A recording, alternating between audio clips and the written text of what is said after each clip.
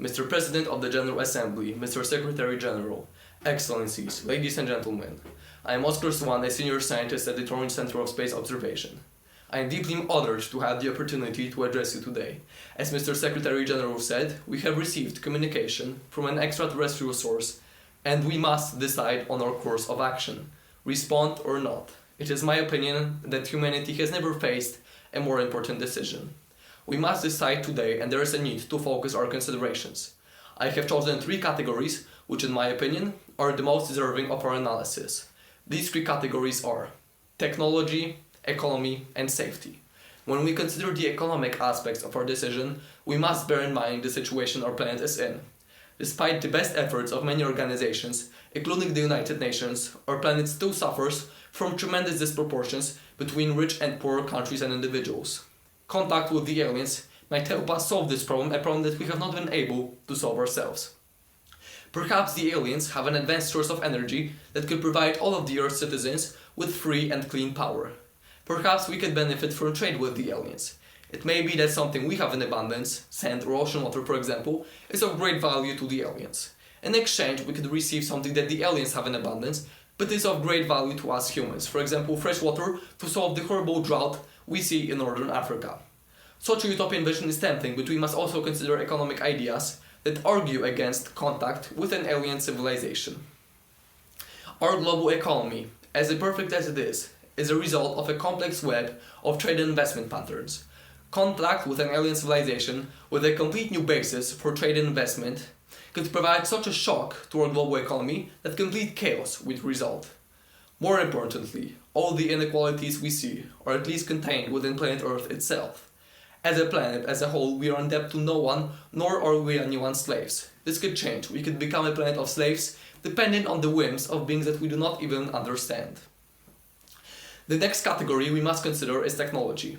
As you all know, we have been in a period of technological stagnation for the last 10 years or so. No breakthrough technologies have appeared or are on the horizon. I mentioned before the possibility of a new source of energy currently beyond our reach. This is just the beginning. Imagine all the benefits we could have from contact with superior technology. The aliens might be able to solve all of our most pressing environmental problems. They might be able to reverse global warming. Also, they might possess technology needed to finally defeat disease and illness from our world, which is currently a great threat to our world's population. We are almost certain that the aliens are more technologically advanced than we are, but who's to say the use to which they will put their advancement? In our planet's history, we have seen how one country's technological superiority was used in war. Perhaps the aliens will use their superiority to enslave us. It is true that we are in a period of technological stagnation at the moment, but it is also true that such periods have happened and that they have always ended. Let's consider, for example, the slow pace of technology that we could see in the Middle Ages, which ended abruptly with the flowering of the Renaissance. The final category we must consider is the safety and the future of the human race and our planet. The history of the human race is a history of technological advancement and of great works of literature and art. However, it is also a history of pain, suffering and conflict. Time and again have we fought against each other. As many of my colleague scientists believe, we are also destroying the Earth itself. If not in an instant of nuclear annihilation, then by slowly condemning it to a painful death from ecological damage. The aliens might be able to solve all of these problems. Knowing we are not alone in the universe, we could finally unite and identify ourselves primarily as humans, without divisions into conflicting nations and cultures. We could finally learn to live in peace with each other. Also, we could become part of a larger galactic community, free to travel to other planets. This could prove invaluable if the damage that we have dealt to our planet proves irreversible. Unfortunately, the communication we received does not let us judge whether the aliens come in peace.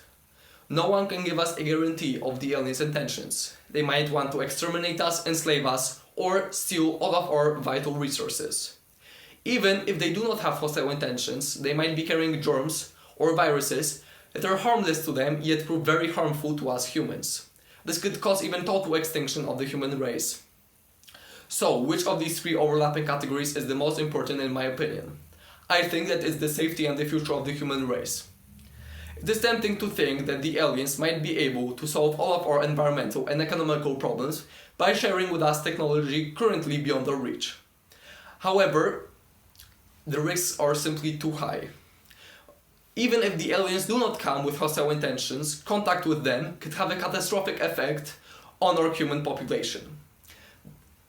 There is no way to know, actually. This is why I advise you not to respond to the message that we have received.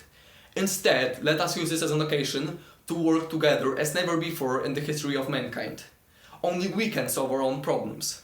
As a unified human race, we will be much better prepared if the aliens decide to follow their communication with a visit. Thank you for your attention.